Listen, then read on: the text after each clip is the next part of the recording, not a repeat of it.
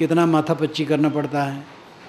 आत्मज्ञान सबसे सूक्ष्म विषय है, क्योंकि दृष्टा विषय गूढ़ होता है, दृश्य सरल होता है।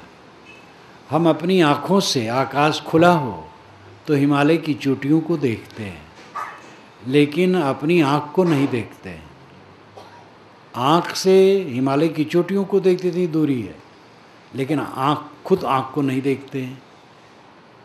आँख में लगे कज्जल को नहीं देखते हैं, आँख के पास के बाल को नहीं देखते हैं। निकट की वस्तु दुर्विज्ञेय होती है। जो निकट की वस्तु होती है वो देखने में उसमें कठिनता होती है। अब आत्मा निकट नहीं है, खुद है। निकट होने का तो अर्थ यह है कि मेरे पास, वो मेरे पास नहीं, वो मैं ही है।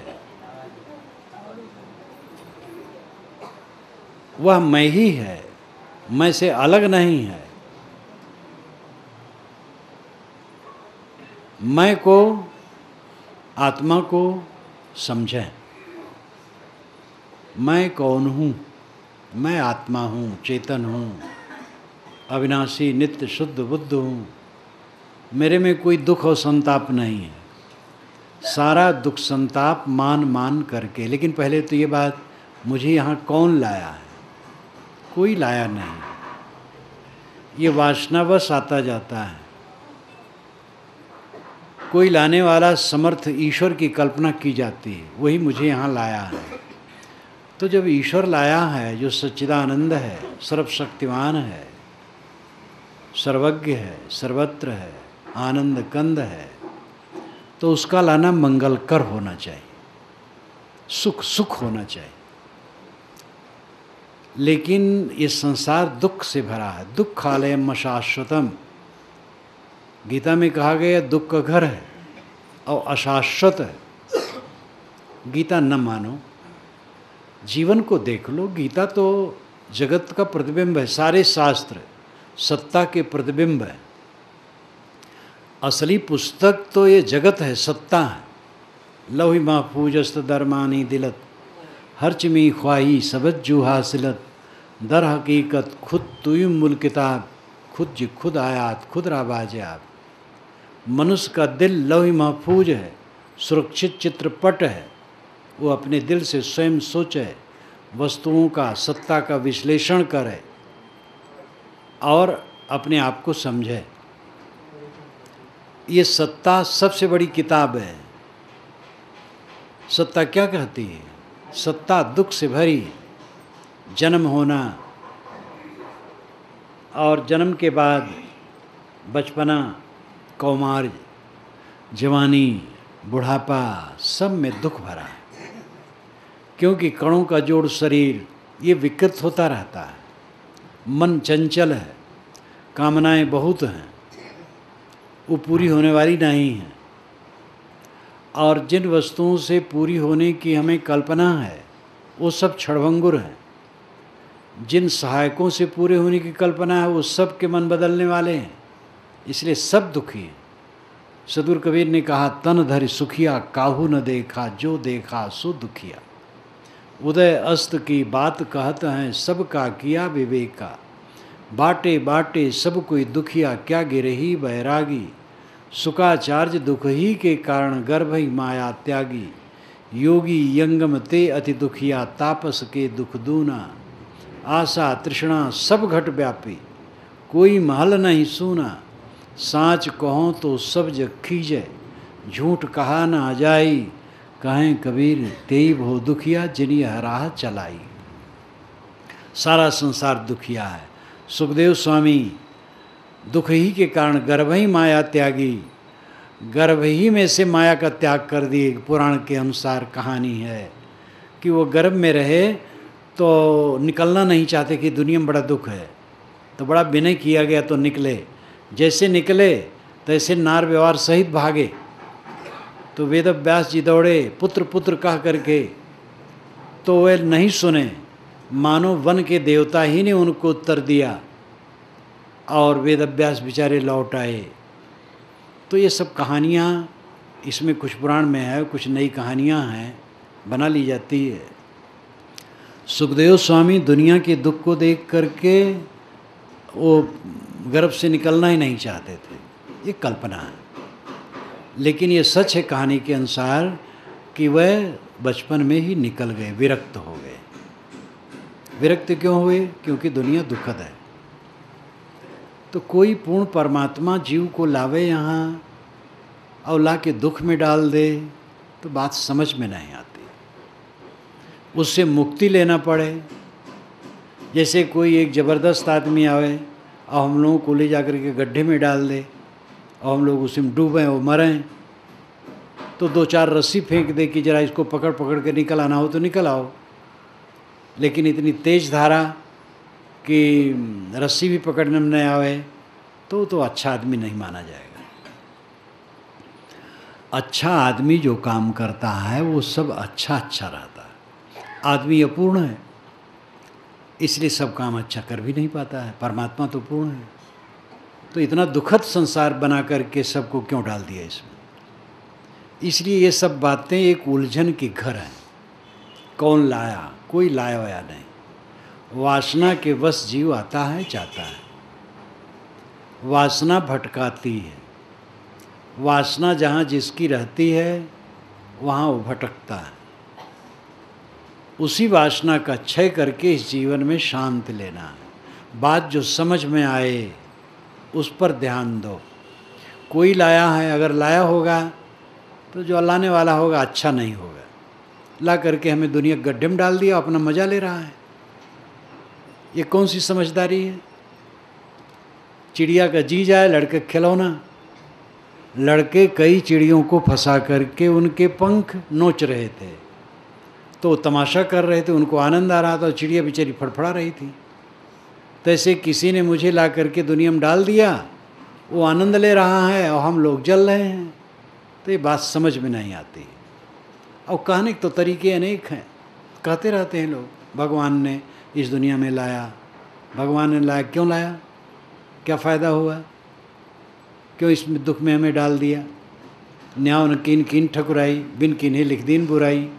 अगर हम दुनिया में नहीं थे, साफ पाक थे, तो दुनिया में डाल करके हमें दुख में क्यों परेशान कर दिया?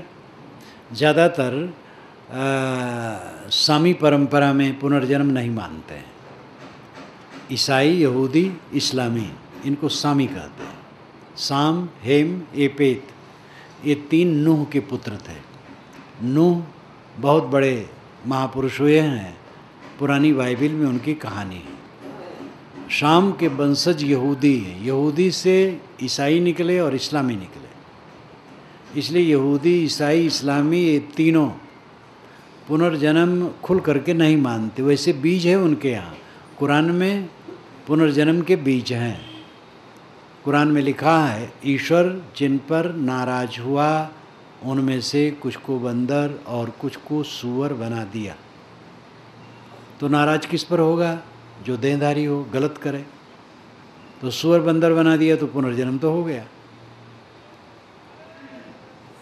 हम चु सब जा बारहा रोईदम हफ्त सद हफ्ताद कालिब दीदम। रूमी साहब कहते हैं कि हम 770 बार जन्म चुके, घास फूस के समान उग चुके। हफ्त सद हफ्ताद कालिब दीदयम, हफ्त 7, सद 100, 700, हफ्ताद 70, 770 बार। कुछ लोग पाठांतर मानते हैं हफ्त 2 हफ्ताद, हफ्त नाम 7, सप्त हम लोग संस्कृत में सप्त कहते हैं, फारसी भाषा में हफ्त कहते हैं। हफ्त 2, 7 दुनाई 14 और हफ्ताद 70। तो 14 और 70 84। जैसे हिंदू परंपरा में कहा जाता है 84 में भटकना। हफ्त 2 हफ्ताद 84 में भटकते भटकते बहुत दुख पाए। हदीस में बात ऐसी आती है, कहानियाँ ऐसी हैं जिससे पुनर्जन्म के बीज मिलते हैं। तो सामी परंपरा में भी पुनर्जन्म के बीज हैं, किंतु खुल करके वहाँ नहीं है। आर्य परंपरा में है। आर्य परंपरा में ब्राह्मण, श्रमण, सिद्ध, नाथ, वैष्णव, संत, ये सब परंपराएं आती हैं। आर्य परंपरा में ब्राह्मण परंपरा पुरानी है, जो वैदिक परंपरा है। उसके बाद श्रमण परंपरा है, जैसे बुद्ध महावीर इत्यादि का हुआ, उससे पहले भी श्रमण थे। और सिद्ध 84 सिद्ध माने गए हैं, नाथ गोरखनाथ इत्यादि। संत जैसे कबीर साहब, और फिर संत परंपरा नानक दादू दरिया घीसा पलटू बहुत हैं। वैष्णव, ये सब को मिला करके आर्य परंपरा कहलाती है। आर्य परंपरा में पुनर्जन्म खुल करके माना जाता है। पुनर्जन्म माने बिना चैतन्य सृष्टि का समाधान कोई नहीं कर सकता है। एक जीव झोपड़ी में पैदा हुआ और एक जीव महल में पैदा हुआ, और पुनर्जन्म तो उनके ख्याल से है नहीं। तो जीव तो सापाक था, ईश्वर ने झोपड़ी में पैदा कर दिया और महल में पैदा कर दिया, तो ये तो उचित नहीं हुआ। एक को सर्वांग सुंदर स्वस्थ शरीर दिया, पैदा होते ही सर्वांग सुंदर स्वस्थ, और जीवन भर करीब करीब निरोगी, और एक टेढ़ा मेढ़ा बुद्धिहीन जीवन भर बेचारा नरक भोगता है। ऐसा ईश्वर ने क्यों कर दिया? इसी पर व्यंग है, न्याय न कीन कीन ठकुराई, बिन कीन्हे लिख दीन बुराई। स्वामी परंपरा के ईश्वर ने न्याय नहीं किया, ठकुराई किया। बिना जीव के कर्म किए उसने कर्म लिख दिया। जीव तो सापाक था, पुनर्जन्म तो होता नहीं है। ईश्वर ने ला करके सुअर बना दे किसी को गाय बना दिया, किसी को झोपड़ी में पैदा कर दिया, किसी को महल में, किसी को बुद्धू बना दिया, किसी को बुद्धिमान बना दिया, किसी को अंगहीन बना दिया, किसी को संपन्न बना दिया। तो न्याय नहीं किया, ठकुराई किया। ठकुराई का अर्थ होता है पेल करके बात करना, जबरदस्ती करना, कोई निर्णय और विवेक नहीं। ऐसे स्वामी परंपरा का ईश्वर, उसके पास निर्णय नहीं है, बस जिसके मन में उसके मन में जो है उसके लिए कर दिया। ये ठकुराई का अर्थ है। ठकुराई पर एक कहानी है। एक ठाकुर जी थे, तो एक किसान के खेत में वह सुबह जाते थे, झोला रहते ही आलू उस समय खूब खाने लायक हो गया था, तो खेत में बैठे और बैठे बैठे उंगली से आलू ज़मीन से निकाल लें और कोट के जेब में भर लें, और ला करके अपने दरवाजे पर अंगीठी जलाए रहे हैं, उसमें भून भून के खाएं। तो उनकी आदत हो गई थी, रोज़ ऐसे करें। किसान परेशान हुआ, भाई कौन लाता है? तो रात में वो आकर के बैठ गए एक जगह। अब सुबह हुआ, जब प्रकाश होने के पूर्व ठाकुर जी आए अपने आदत बस, अब आलू निकालने लगे। तब किसान खड़ा हुआ, कहा ठाकुर साहब ये आपका उचित कर्तव्य नहीं है। उसने कहा चुप बदमाश, मैं टट्टी करता हूँ। और ठाकुर तो थे ही, डांटे मैं टट्टी कर रहा हूँ। कि हुजूर यहाँ कहाँ टट्टी पड़ी है? तो सूखी टट्टी पड़ी थी। कहे देखो ये टट्टी है। तो कहे हुजूर ये तो सूखी टट्टी है। तो कहा मैं ठाकुर हूँ, चाहे गीली हगू चाहे सूखी हगू।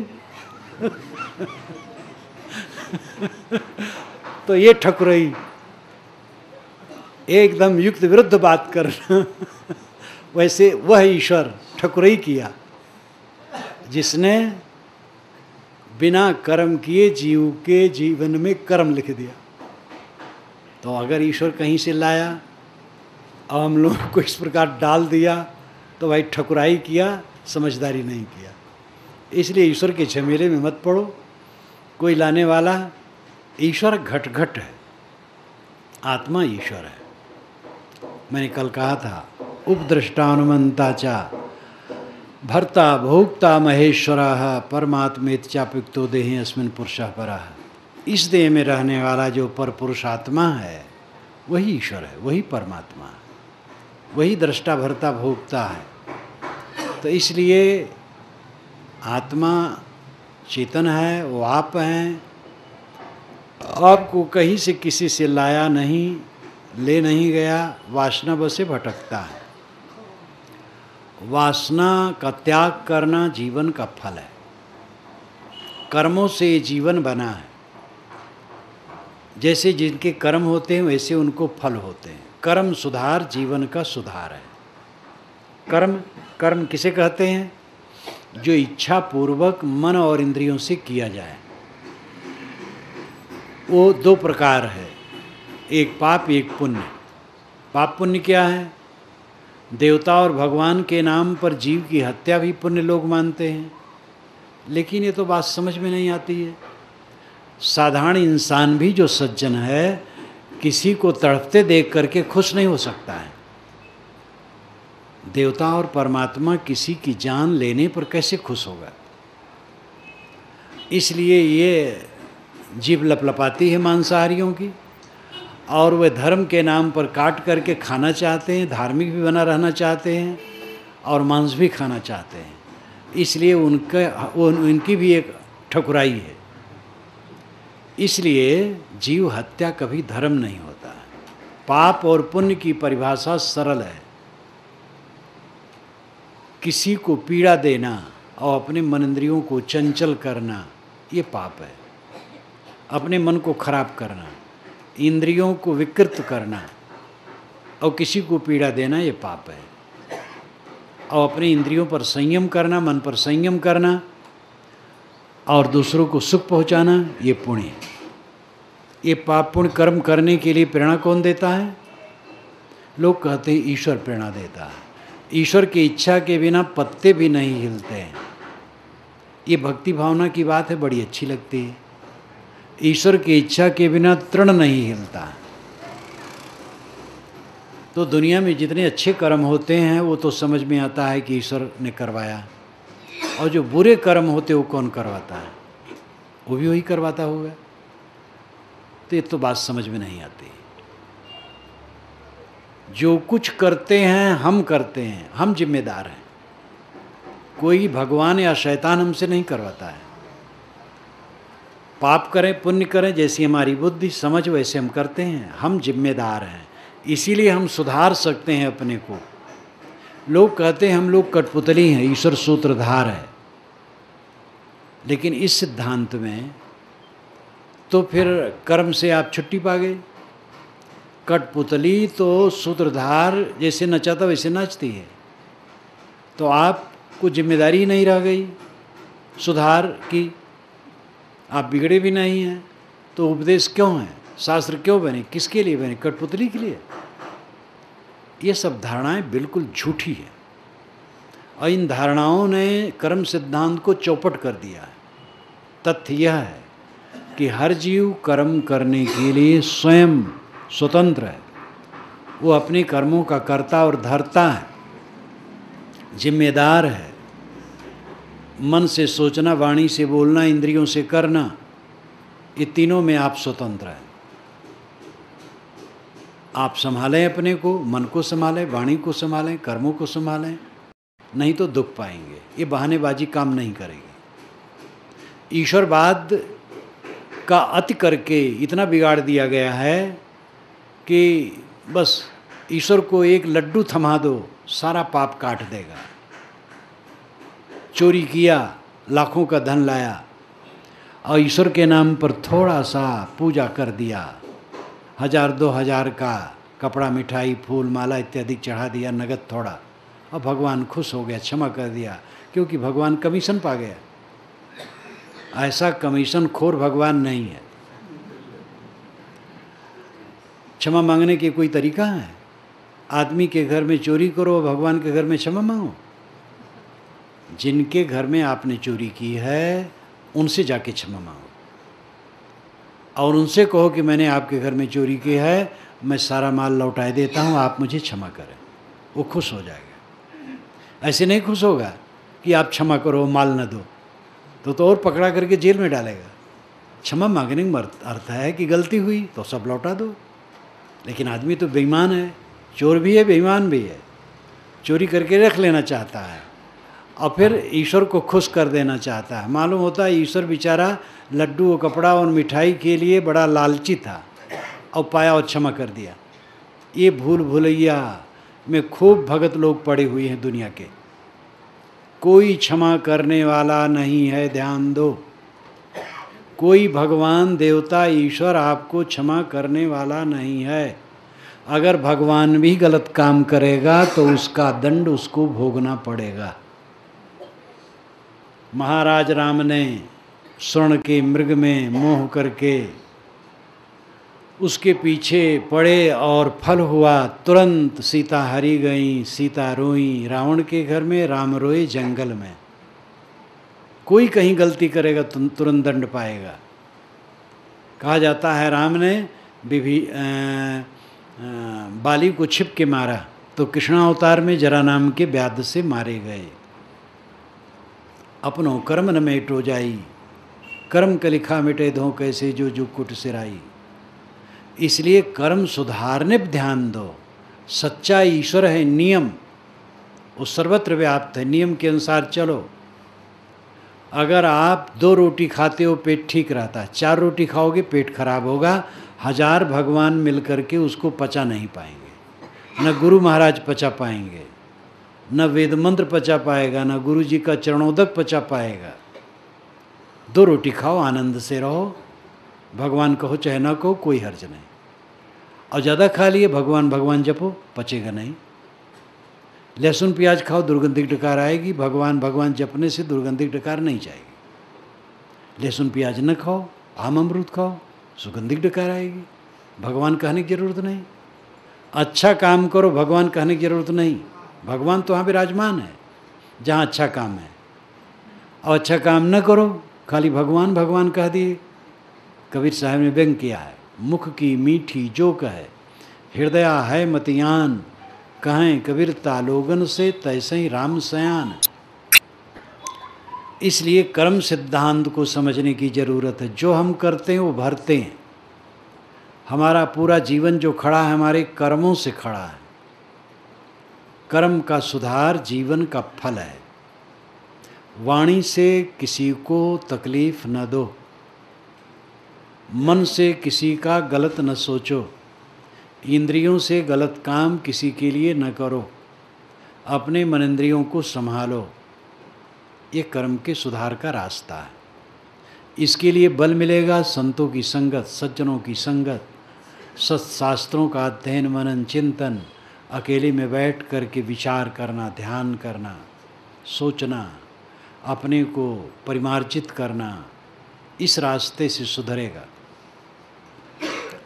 हम इस संसार में भटक रहे, कहीं से आए गए की बात छोड़ो, यहाँ हैं भटक रहे, वासनाओं से भटक रहे।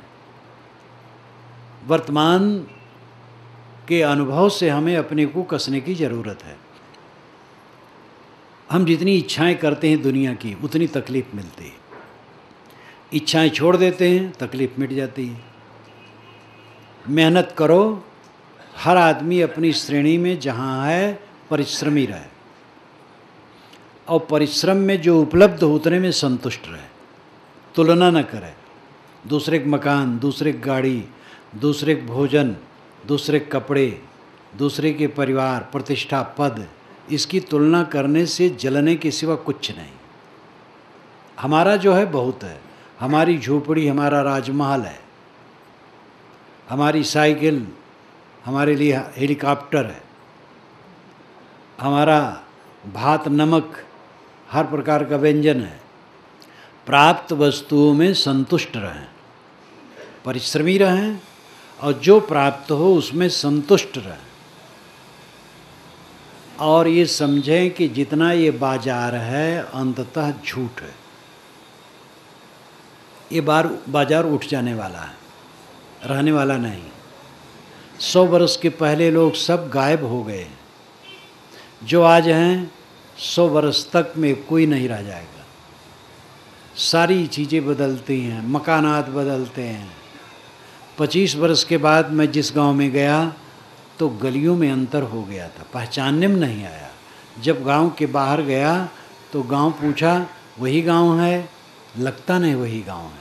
50 वर्ष के पहले गया था तो वहाँ के मकानातों में, गलियों में, सड़कों में बड़ा फ़र्क था। अब बहुत फ़र्क हो गया।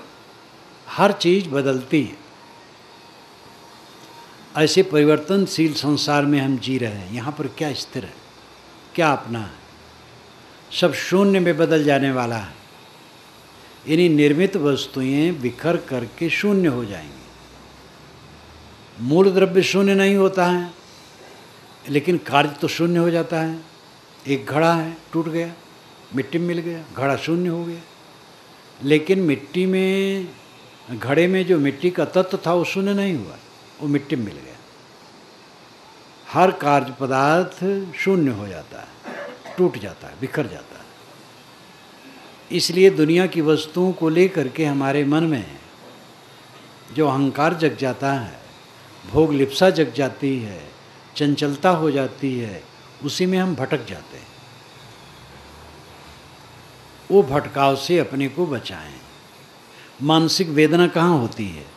इच्छाओं की अपूर्णता में। इच्छाएं पूरी नहीं होती, इसलिए मानसिक वेदना वेदना वेदना। लड़का कहाँ नहीं मानता। हम समझते हैं कि लड़के को जैसे करना चाहिए वैसा कर नहीं रहा है। आप ये सोचिए कि पिता को जैसे करना चाहिए वैसे आप कर रहे हैं। आप पिता हैं, बच्चे को पढ़ाएं लिखाएं, सीख दें, स्नेह दें, सेवा करें, रक्षा करें, बस यही जिम्मेदारी है। अब वो क्या करता है वो जाने। सीख अच्छी दें, जितना माने माने। अगले आदमी पर हमारा कोई अधिकार नहीं है, लेकिन हमें अहंकार हो जाता है, हमारा लड़का कैसे नहीं कहा मानता है, बस पीड़ा शुरू। जीवन तो मिल जाता है, जीवन जीने का तरीका नहीं आता है। सुख से जीने का तरीका है निष्काम अवस्था में रह करके जीना। लोग मानते हैं साधुओं के लिए है, तो साधुओं के लिए सुख भी है, समझ लो। दूसरे के लिए सुख नहीं है। और साधुओं का मतलब ये कपड़ा भी नहीं, हम लोगों का कपड़ा, ये कपड़ा काम नहीं करेगा। साधु जिसका मन हो, साधु नाम अच्छा, अच्छा मन हो, किसी कपड़े में हो, स्त्री हो पुरुष हो, गृहस्थी कपड़े में हो, विरक्ति कपड़े में हो, जिसका मन साधु है वो सुखी रहेगा। निष्काम मन सुखी रहता। देखो पक्षी, कोई कामना नहीं, पेड़ से उतरे, चारा चुगे, मस्त। सब जानवर खाते पीते हैं, चिंतित नहीं है। आदमी चिंता का सागर बना है। मनुष्य के अलावा जानवरों में कोई संग्रह नहीं है, उनके शरीर पर कपड़े नहीं हैं, बैंक में खाते नहीं हैं, घर नहीं है, कुछ भी नहीं, परिवार भी नहीं, और कोई दुखी नहीं। और आदमी इतना कुल साज श्रृंगार करने के बाद रो रहा है, क्योंकि इसकी बुद्धि संग्रह में, भोग में, विकारों में इतनी उलझ गई है कि हरदम दुखी रहता है। निर्धन से धनी, अविद्वान से विद्वान, और अप्रतिष्ठित से प्रतिष्ठित, झोपड़ी से महल, सब जगह दुख व्याप्त है। क्योंकि दुख तो है इच्छा वासना में। जितनी इच्छा वासना होगी उतना दुख होगा। इस जीवन में हम आए हैं, इस संसार में हम हैं, इसका फल है सुख से जीना।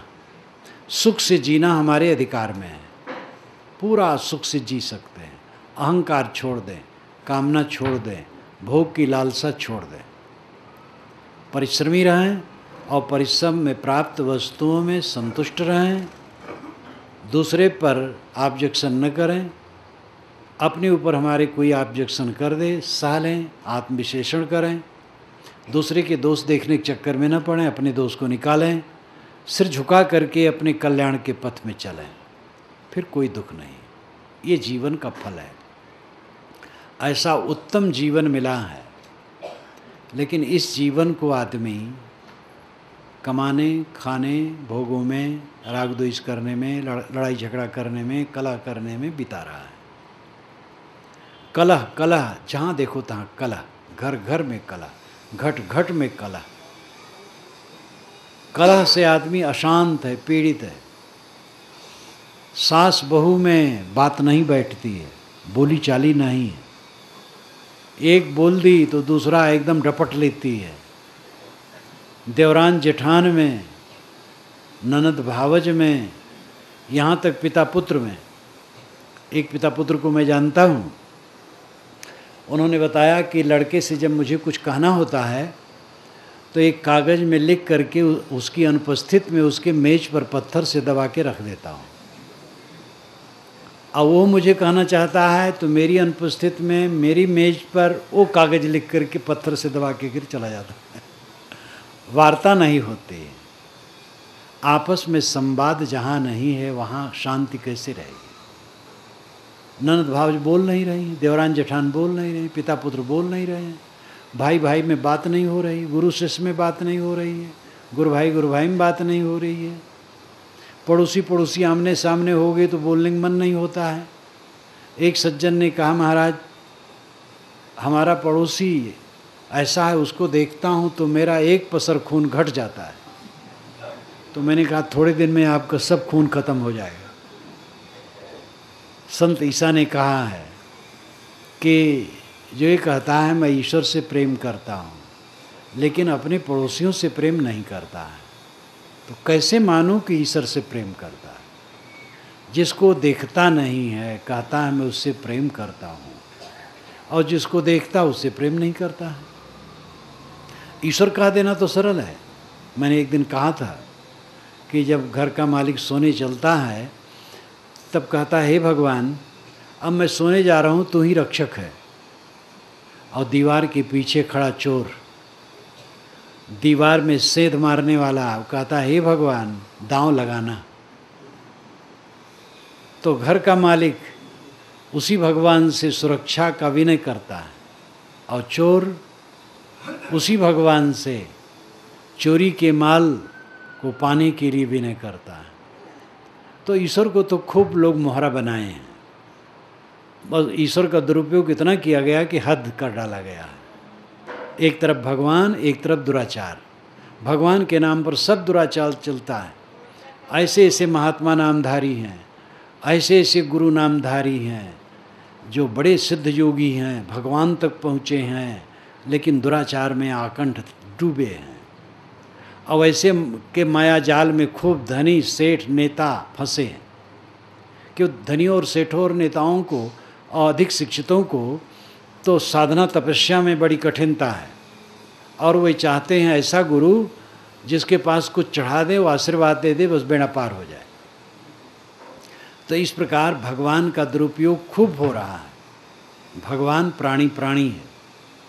भगवान का भजन है आत्मशोधन, आत्मनिर्मलता।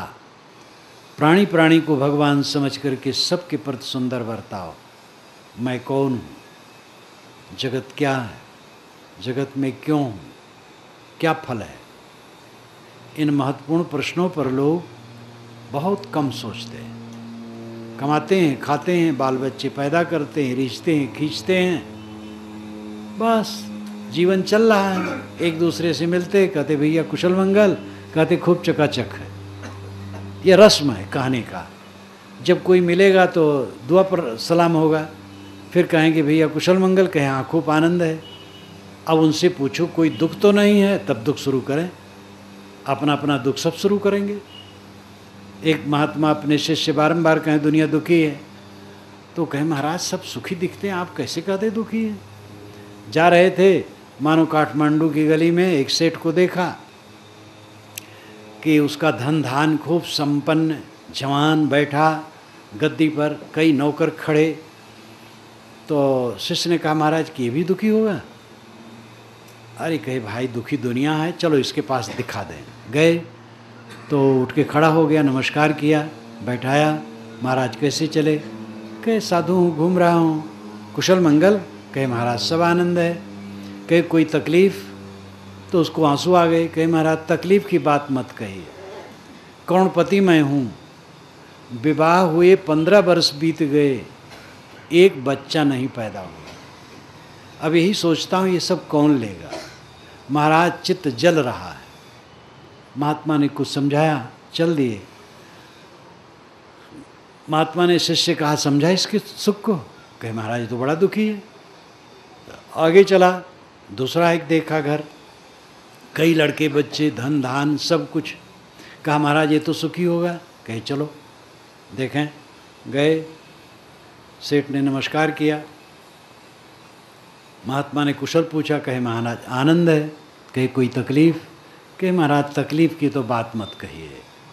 बड़ा लड़का इतना उद्दंड है कि लाठी लेके सामने खड़ा हो जाता है कि हमारा बांटा कर दो। एक दिन उसने कहा, तुम्हारी बीबी ने मेरी बीबी को गाली दी। अपनी माता को इसने ऐसा कहा, महाराज क्या कहूँ मैं। और जो मझला लड़का है वो तो बीमारे रहता, हरदम खाट में पड़ा रहता है। छोटा लड़का वही पढ़ रहा है, लगता है अच्छा है, पता नहीं महाराज क्या हो। तो समझाए बुझाए महाराज चले कि इसका सुख देखा, कि महाराज ये भी सुखी नहीं। ऐसे कईयों को दिखाया। तो दुनिया तो दुख से भरी है। दुख से मुक्ति होगी जब अपने मन को ये दुनियादारी से ऊपर उठाओगे।